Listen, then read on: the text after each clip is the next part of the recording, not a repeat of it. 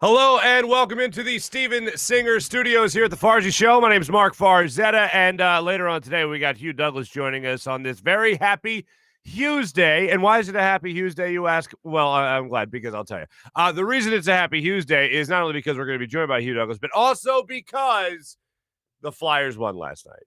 And it felt like the first time in forever that they won, even though that's not true. It's like 2 games, but it still feels like every Flyers win now seems like something they got to scratch and claw and fight for every single time they're on the ice right now. And this is what I love so much about hockey. They win 5-4 in overtime against the Rangers. Here's what I love so much about hockey. One little play that doesn't seem like a big deal becomes a big deal because who it involves. For instance, and you could say that this happens in other sports, but it seems like it happens as a momentum shift more so in hockey than anything else. And I've seen it affect games more so than anything else in hockey. And there's no better example than Max Talbot's fight against Dan Carcillo all those years ago when the Flyers were up 3-0 in the first period against Pittsburgh in the playoffs. And the Flyers ended up losing that game. It was all because of a stupid fight from Carbomb early on in that game. However, last night, smaller example of it, but still an example. 3-3, the 1944 mark of the second period. The wheels were coming off for the Flyers. They got a goal to tie the score at 3, but basically what happened was the Rangers started rattling off goals. And you think that the Flyers are going to start to lose control. They finally get a goal for themselves again. They knot things up at 3. Then, in his own zone, Claude Giroux skating around, going after the puck, and the Rangers' Brendan Smith decides, I'm going to go after the Flyers captain. And I thought at first glance it was an illegal hit. Looking at the replay, I think it was clean. Alain Vigneault sort of said the same thing after the game. We'll let you hear from him in a second. In that first glance, him watching it, he thought it was an illegal hit. He thought he was sticking his knee out. Brendan Smith was sticking his knee out to trip the captain. And right away, and I love what this happens, the captain of your team gets hit. Somebody goes in to hit the guy that hit your captain. It just so happened in this case, I'm watching the game, and I see a Flyer rush in, and I'm thinking, hell yeah, that's what you got to do. There you go, some old-time hockey. And then I noticed that Flyer that rushed in to fight was freshly off the concussion protocol, Nolan Patrick. He's the guy in there to fight. And I'm thinking, oh, no, anybody but him. And just then, Jake Voracek comes rushing in and starts roughing up Brendan Smith just a little bit, catches his attention. And Nolan Patrick, by the way, dropped the gloves. He dropped the gloves. And Brendan Smith and him are all tied up. And then that's when Jake Voracek came in. And that's when Jake Voracek kind of settled things down. But still, penalties went out for roughing to Brendan Smith, to Nolan Patrick, and to Jake Voracek as well, I'm pretty sure. And from that point on, it was a different Flyer hockey team.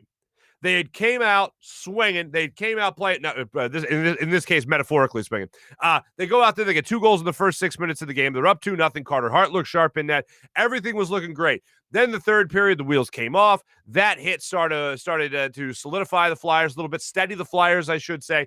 And then in the third period, both teams add a goal. They go to overtime, tied at 4. And oh my goodness, if you didn't see some of these plays in the third period, oh my God, so exciting.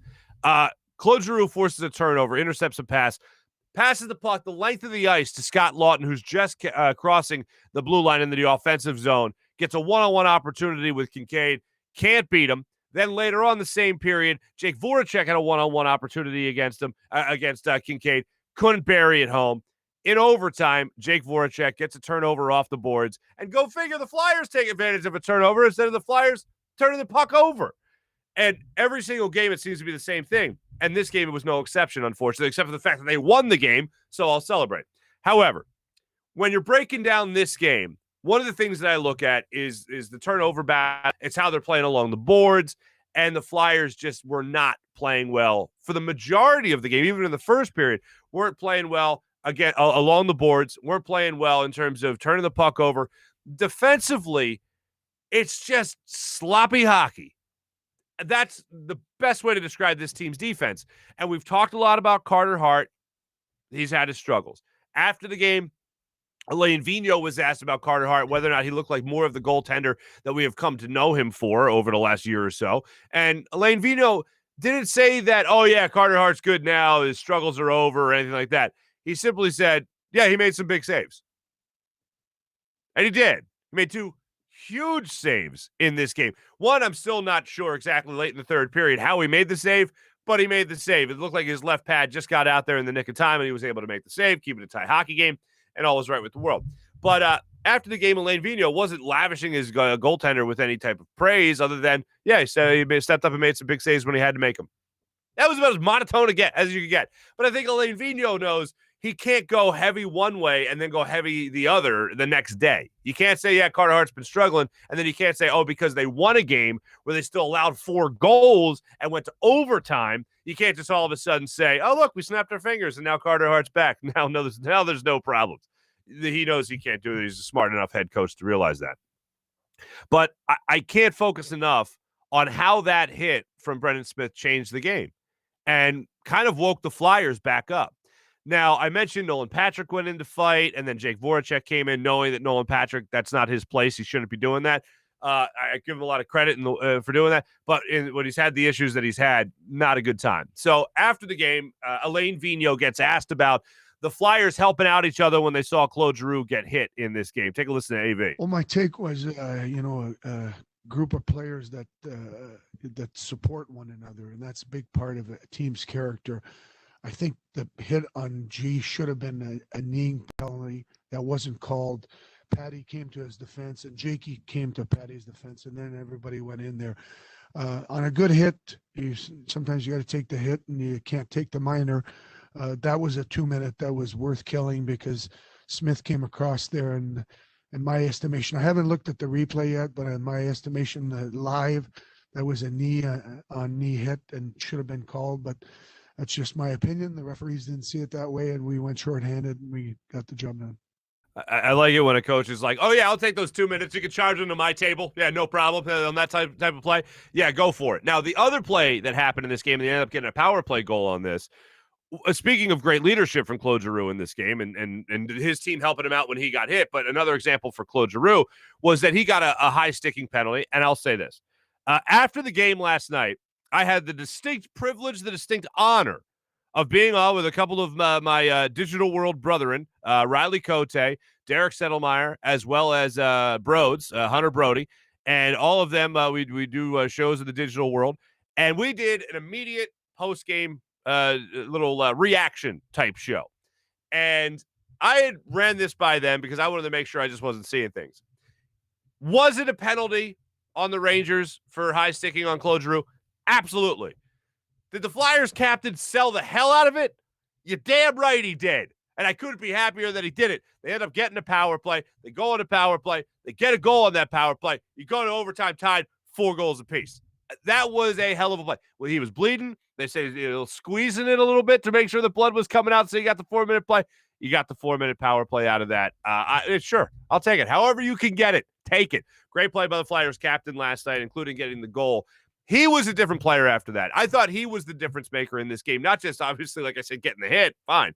But in terms of everything he was able to do last night for this team, from drawing the penalty, putting guys in great position, getting an assist, I thought that was a great game played by Claude Giroux that was rather understated. It wasn't the 2-goal, 1-assist type of game for Claude Giroux that makes everybody's eyes pop out saying, oh, yeah, there you go. It was more of the subtle things done maybe away from the puck that he did very well to help his team win last night. And another thing Alain Vigneault said after the game was, they got to start stockpiling wins right now. When you're struggling, the only way to stop struggling is to make sure you're getting wins. And that is the most obvious of obvious statements. But when a team has struggled like the Flyers, especially the way they've struggled, where it's been the turnovers, it's been losing battles, it's been getting goals early in games, like their 2 home games, they go up 1-0. Next thing you know, the Flyers, they lose the game. Next thing you know, they've lost control of the game. It feels like things are spiraling out of control, and you're getting really weird goals scored, goals that crawl up over Brian Elliott's shoulder and bounce off his ass and go in the net. Like, that's not supposed to happen. That's a snake-bitten team. So whenever you can get these wins, overtime or not, by all means, you got to be grabbing them. Again, obvious, but with the way the Flyers have been playing lately, every bounce that can go their way, it's a welcome bounce, no doubt. So that's what happened with the Flyers. Good to see them at least get the win. They're back against the Rangers 7:30 on Wednesday night at Madison Square Garden. So we'll continue to talk some Flyers hockey when that game comes around. Before we talk to Hugh Douglas, coming up in a couple of minutes here, we didn't talk about a story. I didn't talk about a story yesterday because I wanted to get Hugh's take on it. So I didn't want 2 days of the same thing. And I know for a lot of people that could be monotonous. So I held off on the Jeff McClain story, and I wanted to talk to a guy who knew these people or knows these people personally. Hugh's reaction to this, because we tape Monday night, we tape that interview because Hugh does morning radio in Atlanta at 92.9 The Game. And his reaction to this is interesting. And we'll get his take on it in a minute. But I feel like everything I read about the Eagles front office, and even like the coaching staff, we don't know anything about really. Not yet, at least. It all comes down to the architect of this. It comes down to not just Howie Roseman, but it comes down to Jeffrey Lurie.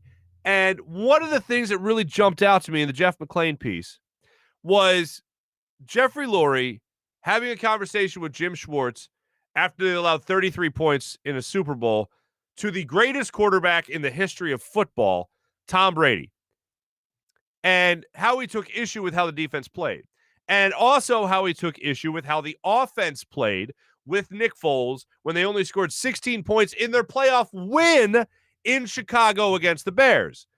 And how Jeff McClain also reports that Jeffrey Lurie took exception to the way they won the football game against Green Bay in 2019 when they went to Green Bay, to Lambeau Field. And if you remember that primetime game they played, I think it was a Thursday night game, the way they played that game, Jeffrey Lurie didn't like the fact that they didn't pass the ball enough. They were too focused on the run. What? The stuff with Lane Johnson about, they had a little back and forth on the plane, and, Lane Johnson wasn't going to play, and they did. Like, I'm sure stuff like that happens, and if Howie was just joking at the time, probably not the best joke to make. I don't doubt that. But everything else just kind of seems like, Howie might be a little bit of the lacking the social skills that some might need to, be on a player's attempt to be on a player's level, understand a player a little bit. But again, it's not so much Howie Roseman that I'm looking at right now as the architect of this team. It's Jeffrey Lurie wanted to be even more hands-on. And if you're going to be that demanding and that nitpicky after you win a football game, that seems rather wild. So I look forward to getting and letting you hear Hugh Douglas's take on that, because he played for Jeffrey Lurie. He knows Howie Roseman. He knows the players here. The front office players, I'll say. And we'll get his take coming up in a little bit. I'm excited. We got some hoops tonight. And we got some hoops tonight with the 76ers after they've just been blowing teams out left and right. They play the Knicks, and they're getting the Knicks tonight, 8 o'clock, by the way. A Knicks team that's actually been playing a lot better lately. But last night, and we'll get to this a little bit more in the morning rush, but if you didn't see the end of the Knicks game last night, the Knicks-Nets played each other in Brooklyn. And Julius Randle, I think it was a 3-point game, Julius Randle goes up for to tie the game. And as he's going up, Kyrie Irving reaches out and swats the basketball. It looked like he got the ball and maybe a little bit of the elbow, but he definitely got the ball. And Julius Randle, instead of dropping the ball immediately with the ref that ends up calling this play, making the call, Julius Randle, instead of dropping it immediately, waits for a minute, maybe came down first with his right leg and then dropped the basketball. If he drops the ball immediately, it's a jump ball, and there you go. If he doesn't, then you risk turning it over. I don't know if the ref didn't see the ball tipped or if he just saw Julius Randle come down with the ball before letting it go. The ref didn't make the call in Julius Randle's favor, in the Knicks' favor. He made it in the Nets' favor, saying, that's a turnover. Go the other way. Julius Randle then loses his damn mind. Has to be held back. Hold me back. Has to be held back. And the Nets end up winning the game. The Knicks lose that game. Julius Randle's escorted out away from the floor, and he's livid. But that's something that the Knicks are coming off of right now with the Sixers the Sixers taking them on tonight. So it's a weird situation. The Knicks, a weird game the Knicks are coming off of. Like I said, they've been playing better basketball. They're still coming off the back-to-back. I still like the Sixers winning tonight, but that's just where the Knicks are coming from.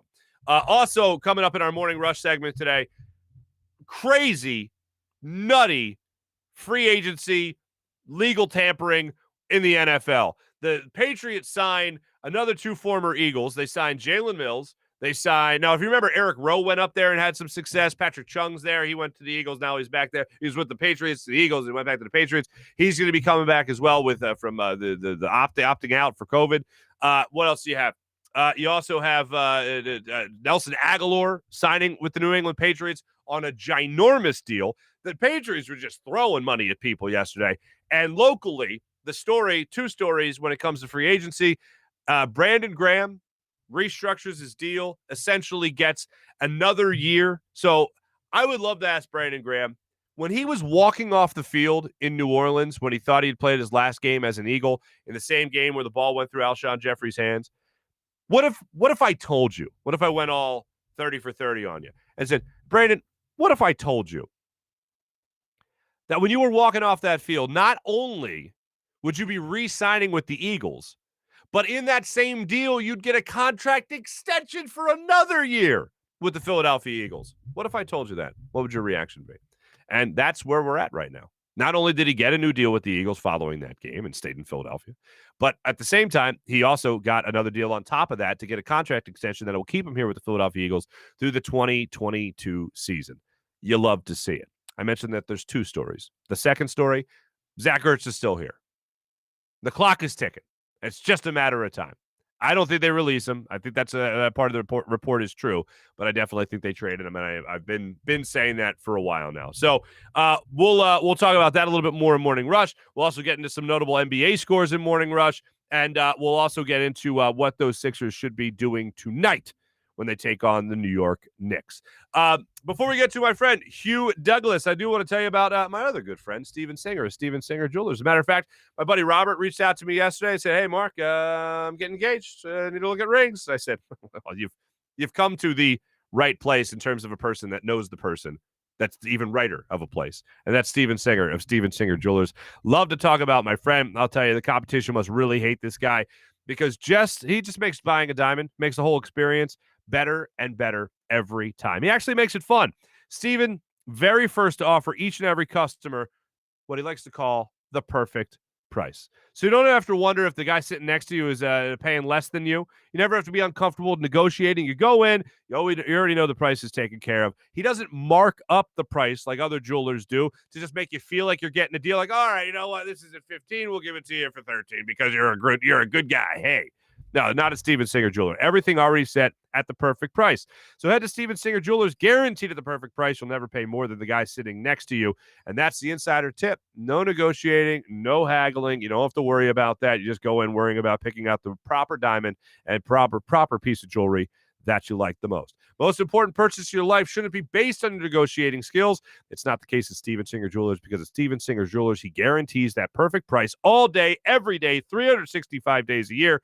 That's why Steven Singer makes the experience of buying a diamond so easy. Check out Steven Singer Jewelers at the other corner of 8th and Walnut, right in Philadelphia, or online at IHateStevenSinger.com. Steven Singer Jewelers, one place, one price. Coming up, we got our Morning Rush segment. Before we got that, we got our social media check-in. And, ladies and gentlemen,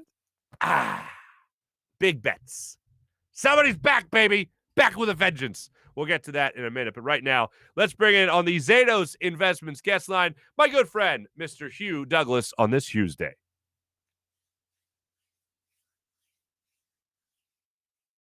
Everybody's favorite day of the week, Hugh's Day, with Hugh Lamont Douglas III. What's up, Hugh? What's going on, man? How y'all doing up there in Philadelphia? Well, I'll tell you what we're doing. Our heads are spinning because they've re-signed Brandon Graham. He's going to be here through the 2022 season. But then everything else in the NFL has happened except for Zach Ertz being traded, signing somewhere else, being released, anything. So right now we're just watching with our heads spinning everything going on in the NFL, but it's just not happening here in Philadelphia. Tampering, man. First day. Okay. Let's talk about that. Have you ever been legally tampered with? Yes, I have. What's the flirtation like? Was it the Jets and the Eagles? What happened? It was the Seattle Seahawks. It was the year when I left Philadelphia. It was okay. The Seahawks. It was the Kansas City Chiefs, and if I'm not mistaken, for a while it was the Giants. The Giants for a little while. Okay, so what happens? Do they send this was before the days of excessive text messaging. So what do they do? Like, do they drop you a note at study hall? What do they do? No, it's your agent. They go through, your agent goes through and say, hey, there might be some interest here or whatever. Like, he's the middleman. Okay. And like, the one thing that I remember when Drew was my agent, the one thing that you always wanted to do in free agency, and you saw him do this a lot in the last couple hours. You know, you talking about yesterday, and what happened was that you get deals done in principle. Now, you can't really ink those deals until Wednesday when it actually physically starts, but you have deals in principle, and you get those done, and you do it with the promise of a handshake or whatever, or a virtual handshake, and you get the deal done. I don't know how they do it now because, you know, we don't really use fax machines like they used to back in the day. That sounds so dated, don't it? A little bit. But did you ever, what's the closest you ever came to playing for a team that you ended up not playing for? I thought about going to Kansas City. I really thought about playing in Kansas City. And then at the last minute, Jacksonville came in with the money, and I went to Jacksonville. What era was that with that was when I left Philadelphia after the what was it, 2001, 2000? It was that year. So was that Dick Vermeil era? No, that was Big Red. That was Andy Reid. Oh, that late in the game. Yeah. Oh wow. Oh okay. Yeah. Oh wow. Yeah. No. I mean. On his grandma beard, but Dick Vermeil wasn't the coach when I was there. No. I mean, in Kansas City. I mean, who was the coach in Kansas? He was. Okay. Gee, you think I'd do you dirty like that? Yeah. I'm like, Dad, what are you talking about? Yeah, but no, he was the coach. Yeah. We're speaking with old-ass Hugh Douglas, who you don't know is 67 years old. No. That's a fun little accent. Got me confused. Like, what the hell is he talking about?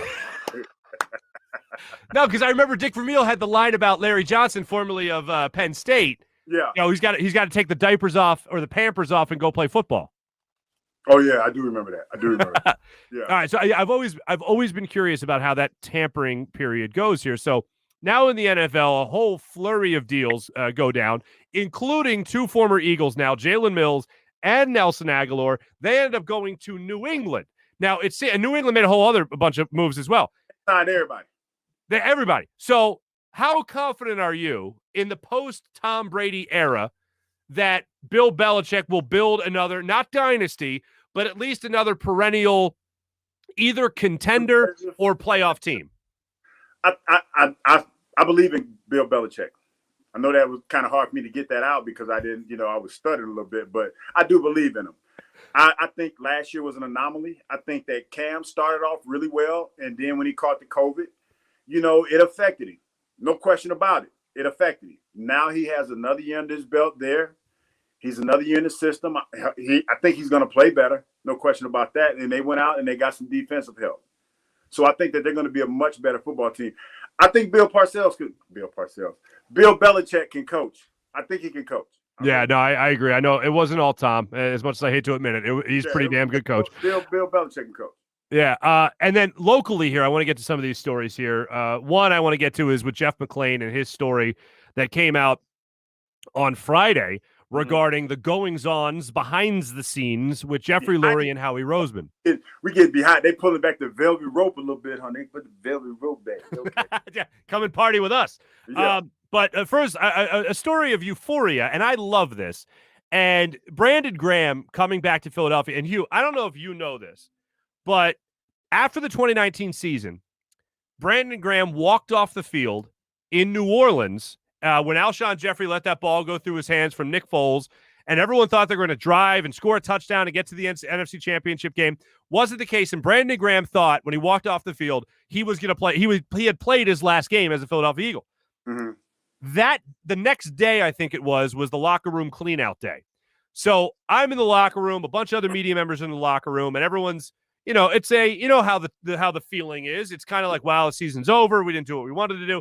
So you kind of know the mood and the atmosphere. You know it. Yeah. And out by the media exit door, as they make the announcements, locker room's closed, we walk out, and Brandon Graham is standing right there, holding the door with his foot and giving every media member bro hugs and thanking them for how they treated him while he was here in Philadelphia. Yeah, he a good dude, man. What can I say about Brandon Graham? He's been the same since day one. I remember when he got there, and for him to be in a position where, he's made it clear that he wanted to stay in Philadelphia, and they didn't mess around with him. They got a deal done. They made it good for both sides, and he's probably going to end his career there. Brandon Graham has played a long time, man. He's played a long time, and he's come up with some clutch plays. Give a shout out to the young man because, hey, he did a hell of a job, man. I know early in his career, a lot of people were kind of down on him a little bit. But, man, when you talk about the longevity that he's had and the consistency that he's had year in and year out, I mean, give him a shout out, man. And the big play he had in the Super Bowl, the biggest play of probably his whole career. Mm-hmm. Brandon Graham.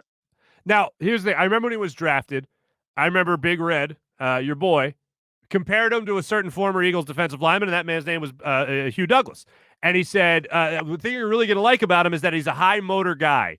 That high motor thing was the thing that Andy Reid said a lot, but it seemed to be actually applicable with you and Brandon Graham. Do you see a little bit of yourself in Brandon Graham's style? It's funny. We talked about that when I first met Brandon. He was like, yeah, I'm supposed to be like you. And I said a little bit because we're kind of built similar. We're not the tallest guys out there. But I would say Brandon had something that I definitely did not have when I played. Brandon was versatile. Brandon was very versatile. You see him play right end. You see him play left end. He moves around a lot. He plays a little bit of linebacker. I didn't try to do none of that. I couldn't do any of that. I was a right defensive end. That was it. I could come from the right side. Anytime Jim Johnson asked me to drop into coverage, I would throw a hissy fit. I did it because I had to do it. But you can ask anybody that I played with. I hated dropping into coverage. I really did. And you see Brandon being able to do that because he played in a 3-4 defense. He played in a 4-3 defense.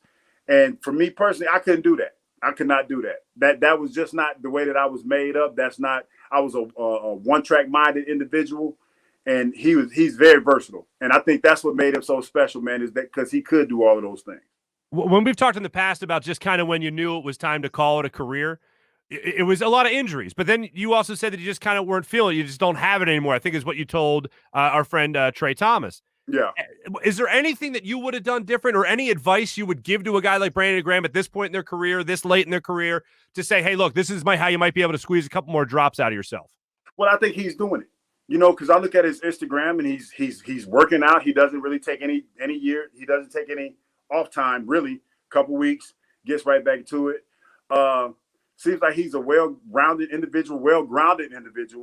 And he doesn't drink the alcoholic beverages. And I think that's a big thing. I think that when you're playing football, I think a lot of things, you can't partake in the alcoholic beverages, man, too much. Because I think that kind of wears and tears on your body. And he looks like he, gets regular massages. I don't know that for sure.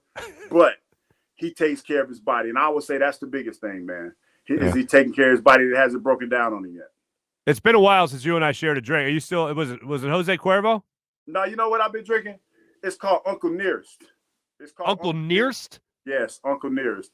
As a matter of fact, I don't know if I have a bottle here, but yeah, I had a bottle of Uncle Nearest. Yeah. Is it a tequila? What is it? What do you got? No, it's a whiskey. Oh. It's Jack Daniels. He's the guy that taught Jack Daniels how to make whiskey. What? Yes. I will show you the bottle when we get off the air. Okay.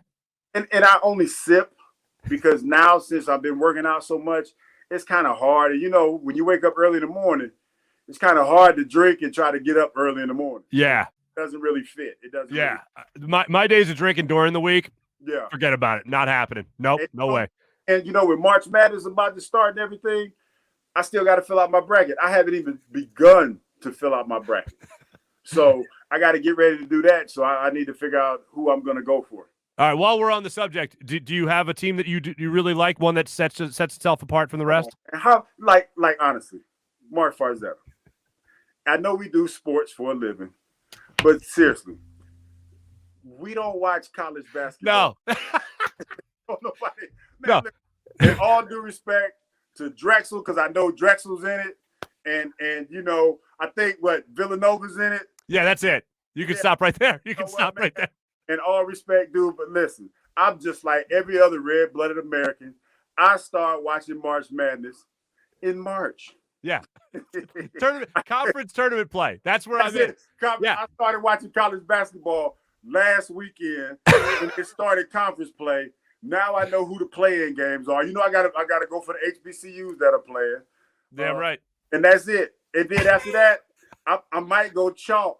I know Gonzaga's playing well. Yeah. Undefeated. Yeah, they're undefeated, by the way. The last team to do that was what? Indiana. So that's easy. And the one thing that I know about the Final Four in March Madness, guard play. All I gotta do is look at the guard stats. If I pick the guard stats, I got just as good a chance as anybody else if I pick good guard play. That's it. Yeah. Just go with the mascots. Do what I do. Go with the mascots. That kind of work. But I have a coworker of mine named Abe Gordon. He gets thoroughly irritated when people pick people because of the mascot. Abe's like this trivia dude. He does a lot of trivia. No, we couldn't be friends. We couldn't be friends. I'm just going to say that out loud. Dude, he's a matter of fact kind of dude, but he's a trivia dude. Yeah, I just did a podcast before you and I spoke. I was a guest of the podcast. They asked me the same question, and I was like, let me preface this by saying I didn't know there was a college basketball season until 2 weeks ago. So let's just end it right there. And that's only because I bet Gonzaga to cover like a 17.5 spread against, I think it was St. Mary's, which they did, which makes me a college basketball genius. But how about this? And this story just dropped the other day. Some of the refs that were supposed to referee the games, one of them got COVID and contact tracing. So we're off to a great start to March Madness. And you know what? They got 4 teams that they have waiting in the wings just in case somebody catches the COVID. Yeah. So I just hope that everybody stays healthy as possible. And, we get through this, man, because it's going to be kind of tough. Even though the numbers are going down, we hope we just get through this. Here. All right. Now, I got to ask you about this because we talked about this similar thing last week. Mm-hmm. About Jeffrey Lurie making the football decisions when he doesn't have that football pedigree, like how you have to kind of go through the trenches to kind of get that football pedigree in a lot of instances, right?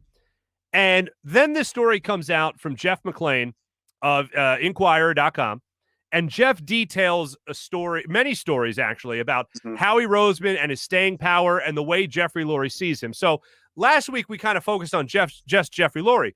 This week I want to ask you about Howie Roseman and Jeffrey Lurie and the dynamic as you knew it. And the dynamic as you knew it, I knew Joe Banner was still here, a lot of say, a lot of sway, president of football operations, right, or president of the football team, and had a huge impact.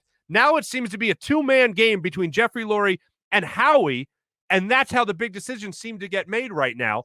And those are 2 guys, Hugh, 2 guys that haven't been through the trenches as you have. You know what? It's funny. I'm speaking from a perspective of when I was there, because obviously it's totally different now. And Howie he wields a lot of power in the organization. But I remember when Howie started out, he was like a scout or something like that. Economic intern, I believe, cap intern. So I knew it was something. He had a title, and he came up that way. And man, when you think about the NFL, there's a lot of people that are in positions of power that came up the same way Howie Roseman did. We were talking about down here in Atlanta, Thomas Dimitroff. Thomas Dimitroff was a lawn care guy with the Cleveland Browns. No joke. If you watch the documentary of the Cleveland Browns and Bill Belichick and his rise and whatever, they have Thomas Dimitroff there as one of the groundkeepers. Wow. He worked his way up and he became the GM and was a GM here for like 10 years. I mean, that's just the way it is, man. That's the way that these organizations work. And nothing's wrong with that. I don't want anybody to think that something is wrong with that. But I think when you have guys that work their way through that and they hustle the way that they do, there's some loyalty there. There's a lot of loyalty there. And there's a lot of trust there, because they've probably seen things and heard things that other people are not privy to. And you trust that person.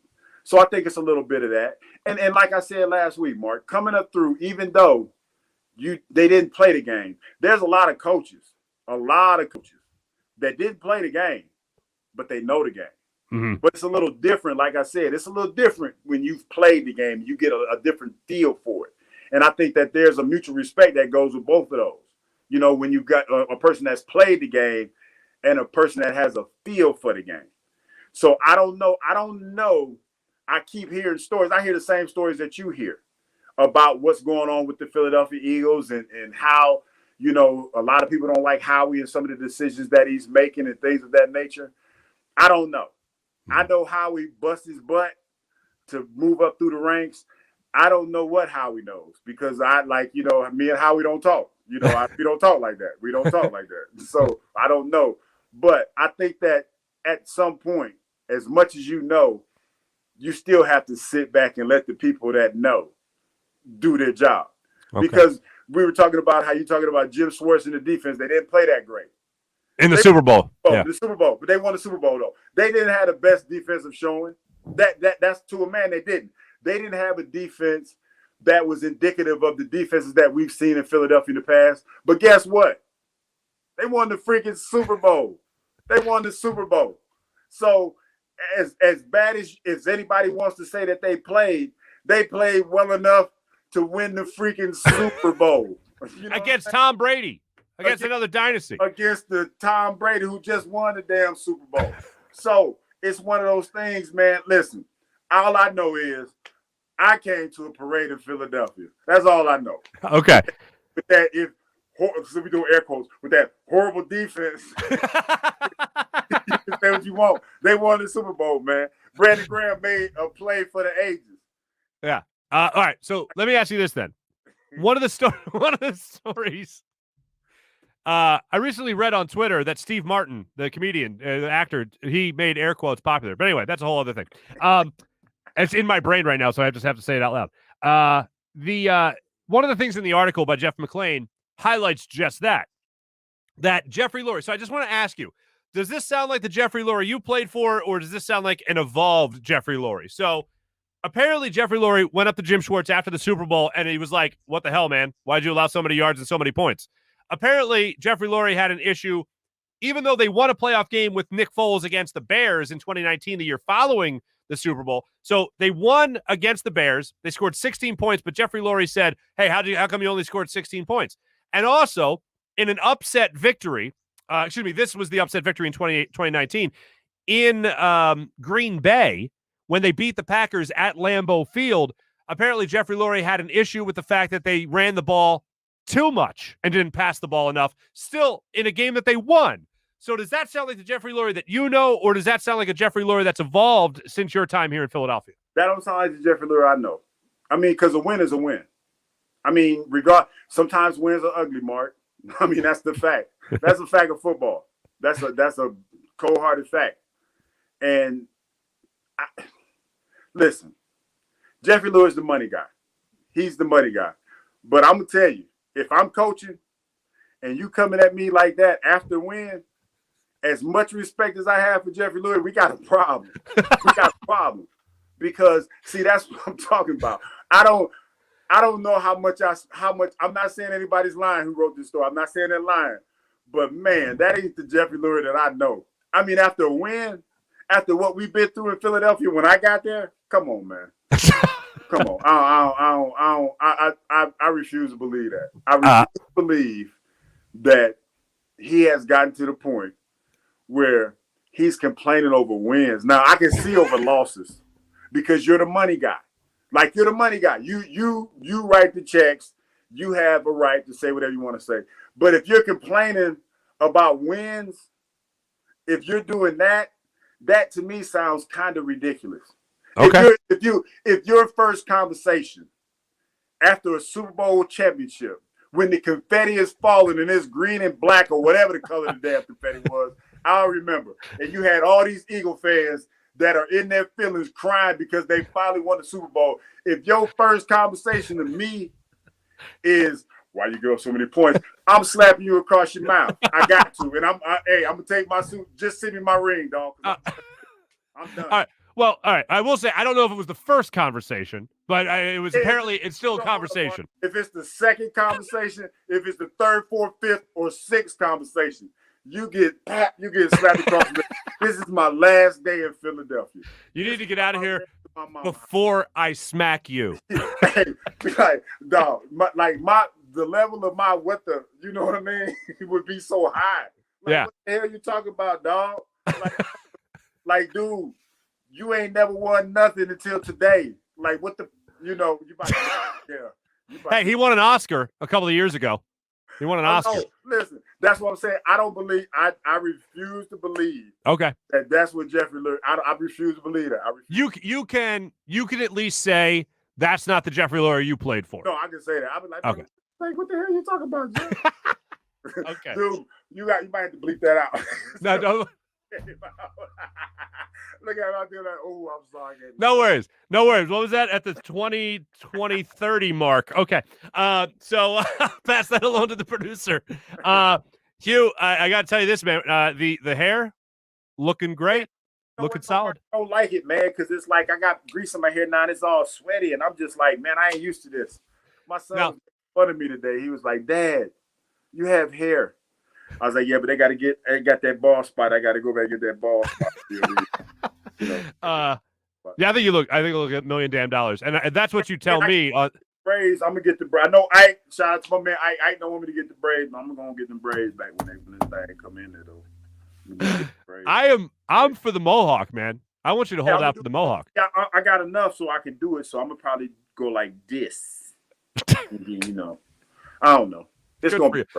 Go Iverson era cornrows. I don't know if I'm gonna have enough to do that. It might be some struggle cornrows. I don't know how this thing gonna grow out. Hugh, always great talking to you as always, my friend. Thank you so much. Of course, people can check you out also with 92.9 The Game down here in Atlanta, Georgia. 92.9 The Game, Atlanta, Georgia, and always right here on the Farzy Show on Hugh's days. Hugh, always great talking to you. Do me a favor and grab that bottle of whiskey. I want to see that. Oh yeah, I'm gonna go grab it. All right, I'll say goodbye to the good people on this fine Hugh's day. All right, be right back. All right, this is just going to be for me, folks. So, all right, we're going to go back to your regularly scheduled show in just a second as Hugh Douglas just joined us there on the Zatos Investments guest line. Thank you so much on this happy Hugh's day. Just so you know, I'm not going to do you dirty like that, all right? Here's the whiskey. And now, if you've listened to me for a while, I'm a big whiskey guy. Whiskey's my drink. I haven't had this drink yet, though. I have not indulged. That's the bottle he later found in his place, and he showed me. I haven't tried this. If anyone's tried this, hit me up in the comments here. I'm looking at YouTube. And Uncle Nearest, 1856. I'll indulge. Yeah, I'll drink that. Now, that's not an endorsement. That's not a commercial. That's just because I don't want to do you dirty like that to my viewing audience that thinks I would not let you see the bottle that he later found. So there it is. I'll try that one day. I'm always up for trying another whiskey and enjoy a cigar. I got a vacation coming up, a brief one, short one. And, I'll maybe indulge in that and share that with some friends of mine. But anyway, thank you to Hugh Douglas joining us there on the Zatos Investments guest line. We do have our morning rush coming up. We also have our social media check-in. We'll get to all that in just a second. First, I got to tell you about DraftKings. I'm back, baby. And you can be back, too, with March. All the stuff that's going on in March right now. March, the biggest tournament, finally here. It's going to get underway on Thursday. Looking forward to all the action right there. And what do we know? Who'll be cutting down the nets? Do we know? If you know, DraftKings Sportsbook is what you got to check in with. America's top-rated sportsbook app, putting new customers in the center of the action. Bet $4 on any underdog of a select game, and you could win $256 if they win. It's just that simple. Turning $4 into $256 is 64-1 odds. Every dollar you bet could turn into $64. So pick a winner. Pick an underdog, see if they win. They win. $256 goes to you on a $4 bet. No better way to put your college basketball knowledge to the test than to put your money where your mouth is with DraftKings Sportsbook. Don't worry if college basketball isn't for you. DraftKings Sportsbook offers great odds and promotions on golf, hockey, and so much more. DraftKings safe, secure, and reliable so you can deposit and withdraw your funds at your convenience. Download the top-rated DraftKings Sportsbook app now and use promo code Farzy. That's promo code Farzy when you sign up to turn $4 into $256 on just a $4 bet. if you just bet on underdog, if you're choosing to pull off the upset. Promo code Farzy to turn $4 into $256 for a limited time only at DraftKings Sportsbook. Must be 21 or older, present in Pennsylvania. New customers only. Restrictions apply in partnership with Meadows Racetrack and Casino. See DraftKings.com/sportsbook for details. Gambling problem? Call 1-800-GAMBLER. And how about our good friends at Steak and Maine? Tony Cavada, my man. If you haven't been to Steak and Maine, Northeast Maryland, what are you doing, folks? Go out, indulge. Succulent is the word I like to use to describe that menu.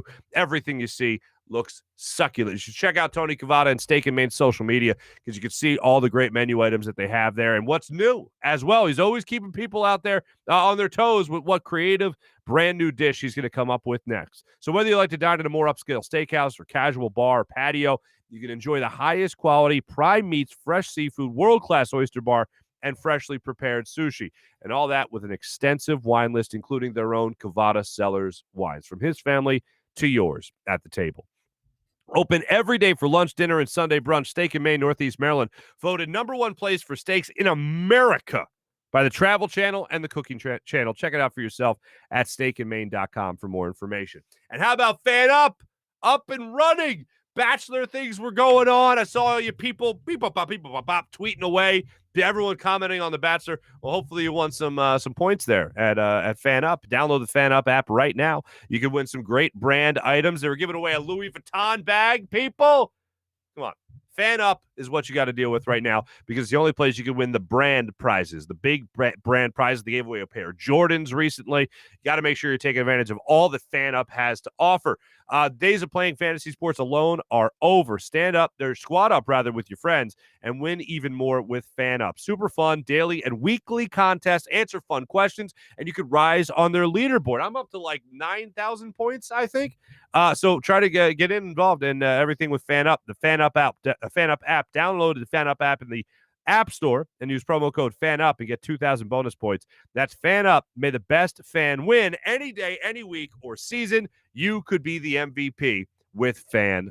So make sure you check that out. I'll check in right now with our social media check-in brought to you by our friends at Steak and Maine, steakandmaine.com for more information. We have, who's this here? Is this Built Summer? Thomas checking in saying that Hugh and Brandon Graham are built similar. I remember when Brandon Graham was drafted, and I was with everybody else like, hey, what that Earl Thomas guy's right there. And then, of course, it ended up paying off for the Eagles. But I remember listening to Andy Reid come out saying that, yeah, he's kind of like Hugh Douglas, smaller guy, high motor. It's funny in that I know Hugh, I've known him for 15 years, and meeting him and knowing he's the older version of Brandon Graham. Happy-go-lucky guy. I mean, Brandon Graham, there's no happier person on the planet, but happy-go-lucky guy, fun-loving guy, smaller guy in stature, high motor, gets to the quarterback. That's definitely how you can make that comparison. And Andy Reid even said that when Brandon Graham was drafted. So it's interesting that when they met, Brandon Graham told Hugh Douglas, "Yeah, I'm supposed to be you. Supposed to be you, Hugh." So there you go. Also looking at some other things that people are saying with the show. I can't say that. Just found the show this week, Rob. Hey, Rob, welcome in, man. Thank you. Make sure you subscribe. We got over 700 followers now on YouTube. That's very pleasant. Thank you very much for that. I appreciate that, guys. Always entertaining with Hugh Douglas. Thank you. Yeah, he's always great. Just found, let's see what else. I'm sorry. I don't know why I'm jumping around here. Love BG, class act, Taylor, absolutely, no doubt. Love the guy. This is Jacob. You know when Hugh Douglas says Marc Farzetta mid-sentence, he means business. Interesting you say that. And I get asked by people, including our own producer, Jim Hyden, why I always say Hugh Lamont Douglas III. When Hugh and I were starting out in radio and we were hosting events, I noticed he would only say my full name. He would only say Marc Farzetta. My middle name's Albert, by the way. But he would only say, well, I'll tell you what, Marc Farzetta. He would never say Marc or Farzetta or even Farzy, right? He would just say, I'll tell you what, Marc Farzetta. So then my rebuttal to that was just simply, I didn't know what his middle name was. I literally Googled it. And I was like, his middle name's Lamont? How do I not say the full name now? So anyway, that's the genesis of that. We like to say each other's full names pretty much. Sports Talk with Broads, my man, from last night. We did I mentioned it earlier, we did the Flyers broadcast right after the game. It was an awesome time. I rarely get to talk about hockey. I try to whenever I can. I'm part of the cult. Maybe not as in the cult as other people in the Flyers cult I talked about yesterday. But I love hockey, and you rarely get a chance to talk about it, so I try to talk about it whenever I can. And to talk about it in that capacity was awesome. With those guys, with Riley Cote, Derek Settlemeyer of the Nasty Knuckles guys. If you don't check out that podcast and that web show, make sure you do so. And, of course, with my man Sports Talk with Broads. They're hockey guys. They're hockey warriors. Broads was even sporting a bandana last night. Maybe next time around I'll wear a mullet, a fake mullet. Well, obviously a fake mullet. But I'll put on a mullet. Who knows? But it was a lot of fun to talk about Flyers, especially after an overtime win. Jake Voracek getting the game winner last night, so that was a lot of fun. Thanks for everybody checking in here. With Luigi saying, I don't think people think you're talking about Hugh Lamont Douglas II. That's correct, because that's Hugh's daddy. And I wouldn't talk about Hugh's daddy like that.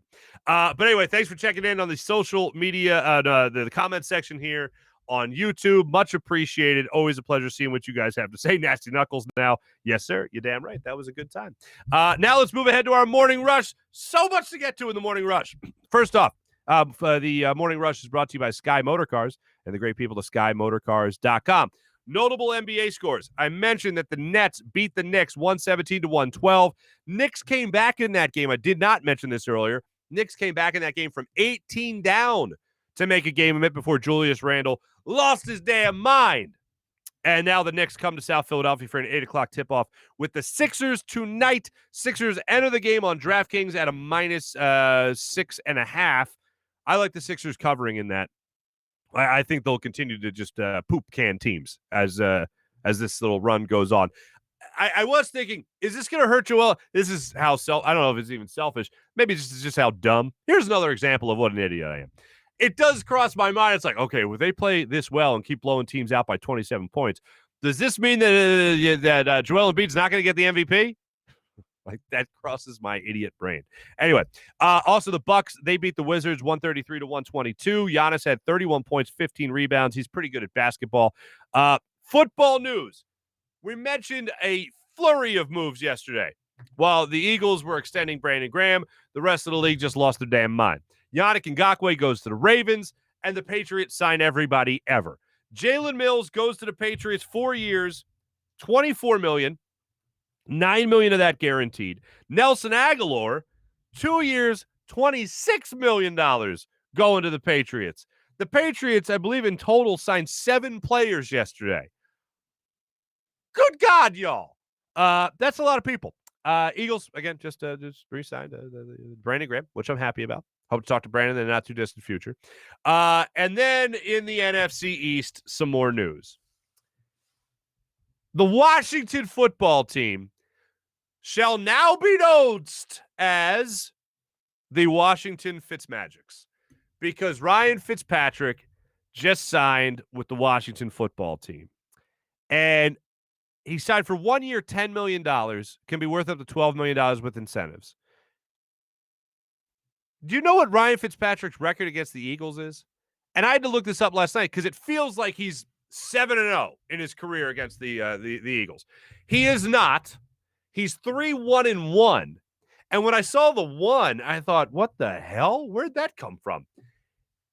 He was the quarterback of the Bengals the first time they tied the Bengals back in 2008, not this past year with Joe Burrow and all that. But no, in 2008, the year they also went to another NFC Championship game and lost to the Cardinals, they tied the Bengals in Cincinnati. Ryan Fitzmagic was the quarterback in that game.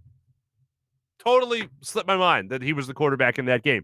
But anyway, he's in the NFC East now with his 3-1-1 record against the Eagles. So it looks like he's going to be the starting quarterback facing the Birds. Now, with him back, and he's a streaky up-and-down type quarterback, but with him in the division, you now have Dak Prescott, Jalen Hurts, you have Ryan Fitzpatrick, and you have Daniel Jones. Where would you put Jalen Hurts stacking up against those other guys? Would you put him at number 2? Because I found this very interesting. John Clark, friend of the show, friend of mine, NBC Sports Philadelphia, asked that same question on Twitter last night. And I also asked it on his Instagram. And I was blown away that people had Jalen Hurts number 2 on that list. Now, if you're talking about potential, okay, but we don't know any. Like, we know he had a good couple of games that they mostly lost. Like, I know everything else was bad too. I get it. But I'm shocked that many people are like sticking their chest out already to say he's that confident, say he's not the second best quarterback. I think Daniel Jones can actually play a little bit. I think Ryan Fitzpatrick, we've seen him go on hot streaks throughout his career. You never know when that Fitzmagic's going to start settling in again. I think I think Dak is the undisputed number 1. And the injury last year devastated the Cowboys, and that's what happened. But I think he's a very good quarterback. And I think he's in a great situation for what they've surrounded him with there, or because of what they surrounded him with there in Dallas. To say Jalen Hurts number 2 out of the gate, hey, I'll take it. I'm not going to fight you on it, but good for your confidence. I'm not so sure I'd put him up there that quick. Maybe it's because we're coming off this Carson Wentz train, and we built him up so much, and there was so much hype. Maybe I want to go into this with a hat in hand a little bit when it comes to Jalen Hurts. I want to go in a little bit humble with Jalen Hurts and not build him up to be this great thing, especially when I know the owner's going to do that anyway. We'll get back to, by the way, what Hugh was saying about the Jeffrey Lurie that he came to know in his time here in Philadelphia. So we'll look at the quarterbacks as that continues to develop. Also, outside the world of sports, if you've been on social media, you've seen this woman coughing on an Uber driver. She turned herself into authorities. She's facing up to 20 years in prison in San Francisco for the incident. One of the weird things, and in this state, it's not that weird. In this mindset that we're all in with COVID still, it's not that weird. But just if I would have told you over a year ago now, before things shut down, that someone would get up to 20 years in prison for coughing on an Uber driver, and rightfully so. Like that's what she's facing. It's not what she's getting. She turned herself in, so we'll see how this all plays out. But it's like, wait, for coughing? Wow, that might be a little extreme. Oh no, there's a pandemic. Oh, okay. People are bastards sometimes. That's what you got there. That was our Morning Rush brought to you by Sky Motorcars, SkyMotorcars.com. I wanted to get back to this before we get to our big bet segment where I'll just tell you how great I am. Hugh Douglas seemed shocked at the story with Jeff McClain. And in no way do I think Jeff made anything up. I think Jeff's a great reporter, and I know Jeff a little bit, and I know the man hustles his ass off. But for the amount of sources that he said he talked to, he reached out to the Eagles for Howie and Jeffrey Lurie to refute anything that was said. They declined. And to read that story, nothing to me seems that far-fetched. And Hugh even said throughout the interview today that he's like, hey, Howie and I don't talk like that. Those aren't the people. That doesn't sound like the people that I knew. And I wouldn't be shocked if Jeffrey Lurie has become so involved, especially after the Chip Kelly era. I wouldn't be surprised if Jeffrey Lurie has become so involved or that involved to the point where he wants to make sure everybody is on their toes at all times. And it's a corporate tactic. And friends of mine in the corporate world have told me similar stuff where sometimes, and I used to talk to a lot of people in sales in the radio business, for instance, that would tell me about certain bosses they had that would just, hey, why are you wearing that tie today? Yeah, I don't know. I don't know if that's the way to go. All right, anyway, have a good day. Like, just to keep them on their toes. And this could be a great salesman that just had a great sale and all that stuff. Just to keep them on their toes, they'll try these little tactics. And Jeffrey Lurie sure isn't coming into football from a football world. He's coming into it from more of a corporate world, a movie world even. Sometimes you do stuff like that to keep guys on their toes. And maybe he did that with Jim Schwartz. Maybe he did that with Doug Peterson. Maybe he's done that with really throughout his tenure, 27 years of owning the Philadelphia Eagles. It wouldn't surprise me that that's the way he went after Chip Kelly, because I think Chip Kelly changed Jeffrey Lurie a lot. And one of the things I go back to with Chip is it's not the fact that he missed the playoffs, and it wasn't the fact that maybe he was a jerk in the hallway, whatever. It was the fact that he didn't let Jeffrey Lurie feel like Jeffrey Lurie still owned the team. And if you remember, Jeffrey Lurie washed his hands of operations and said, hey, this is Chip's show. He even pushed Howie aside and said, Howie, go in another room, go buy jock straps and helmets. And then Chip kind of ruined all that, and he ruined it for everybody else. And I think after that moment, Jeffrey Lurie said, to hell with this. I'm not going to let anybody make me feel like I don't own my team anymore. This is my squad. So I wouldn't be surprised in the least if after the Hugh Douglas era, after the Andy Reid era, and especially after the Chip Kelly era, Jeffrey Lurie said, nope, this is my show. I'm the money man. As Hugh always says, I'm going to be running the ship from here on out. I wouldn't be surprised if he was the guy taking the ship and just said, yep, this is the way I'm going to run things. And he was a lot more hands-on after that point. That's what I think a lot of this goes back to. Maybe there's speculation and stuff in the past where he'd dabble in affairs here and there, but I think ever since Chip, that's when Jeffrey Lurie said, yeah, that's never happening again. That's my take on the situation. So we'll continue to see how some other things play out, especially the Zach Ertz situation with the Eagles off season. I do like the Sixers tonight covering at -6.5 against the Knicks. So if you want to get in on that action, that's the action to get in on. After I win, I don't like to get cocky, so I like to take a day off. I won last night. I told you the Lakers would handle the business against the Golden State Warriors. Golden State coming off a back-to-back. Steph Curry's birthday, had a big game. Didn't like him doing that in back-to-back games. Didn't like him doing that certainly in a game against LeBron James with the Lakers going to Golden State. I bet the Lakers last night. It was -2.5 going into the game. So I said, well, I like them winning by more than 3. So bada boom, bada bing, take them. I took them. Lakers won last night. I'm back, baby. Big Bets brought to you by DraftKings and DraftKings Sportsbook. If you're getting in on the action tonight, DraftKings, I believe, right now has the Sixers at -6.5 against the New York Knicks in South Philly tonight, 8 o'clock tip-off. My thanks to all you for watching. My thanks to all you for listening. My thanks to Hugh Douglas for joining us on the Zatos Investments guest line today for the Hugh's Day installment. My thanks to Jim Hyden, produced the program, and also Josh Weinfeld, a Buzz Sports and Entertainment production. Ladies and gentlemen, we hope to have a very special guest for you tomorrow. I'll keep you updated throughout the day on that. Thanks for watching. Thanks for listening. Have a great rest of your Hughes Day, everybody. We'll talk to you tomorrow.